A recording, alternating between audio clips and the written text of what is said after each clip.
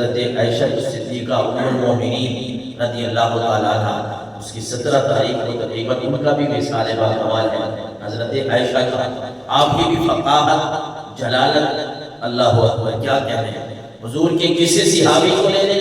کسی صحابیہ کو لے لیں، ہر صحابی کو اللہ نے ایسا مقام اور مرتبہ عطا فرمایا، ہر صحابیہ کو اللہ نے ایسا مقام اور مرتبہ عطا فرمایا کہ انسان سوچنے پہ مجبور ہو جاتا ہے،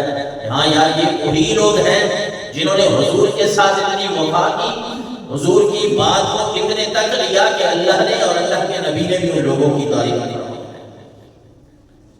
حضور صلی اللہ علیہ وسلم خود فرماتے تھے، بخاری شریف کی حدیث مبارکہ ہے 3769 نمبر میں، وفضل عائشہ علی النساء وفضل الشرید علی سائر الطعام، اللہ کے نبی نے فرمایا عائشہ کو باقی عورتوں پہ اس طرح فضیلت حاصل ہے جس طرح کھانوں میں شرید کو فضیلت حاصل ہے۔ اللہ کے نبی کو یہ بڑا پسند تھا کھانا شرید بنانا، شوربے کا سالن ہو، شوربہ ہو، اور روٹی جو ہے روٹی کے اوپر وہ شوربہ ڈال کے کھایا جائے، چوری بنا کے سرید بنا کے، اللہ کے نبی کو یہ بڑی غذا پسند تھی۔ تو اللہ کے نبی نے اسی سے مثال دی کہ عائشہ کی فضیلت باقی عورتوں میں اس طرح ہے جس طرح سرید کی فضیلت باقی کھانوں کے اوپر ہے۔ اور ایک مقام پہ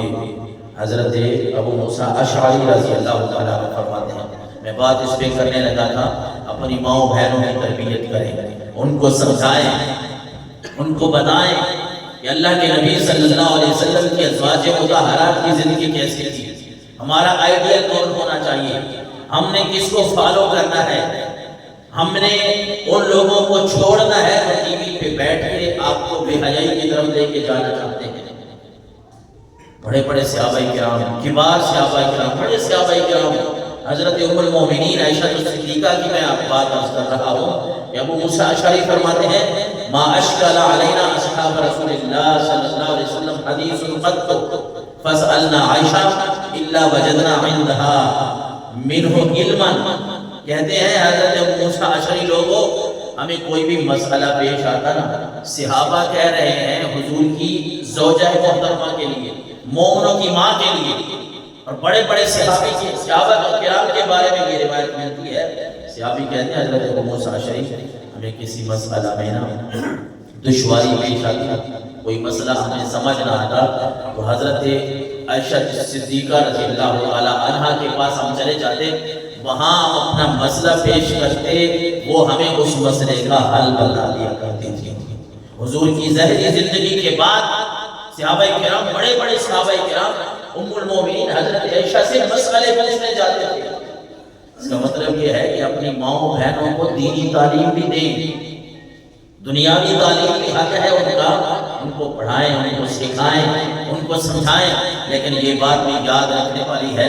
کہ اپنی اولاد کی تربیت اور خصوصاً بیٹیوں کی جو تربیت ہے وہ دین کے حوالے سے ضرور کریں،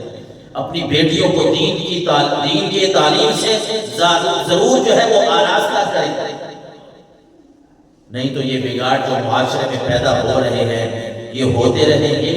اور پھر یہ عورت ذات جو ہے نا، میں ان عورتوں کی بات کر رہا ہوں جو ہماری ماؤں بہنوں کو، بیٹیوں کو فحاشی کی طرف لے کے جانا چاہتی ہیں، پھر انہوں نے بے لگام ہو جانا ہے اور پھر ہمارے ہاتھ نہیں آنا۔ اور اگر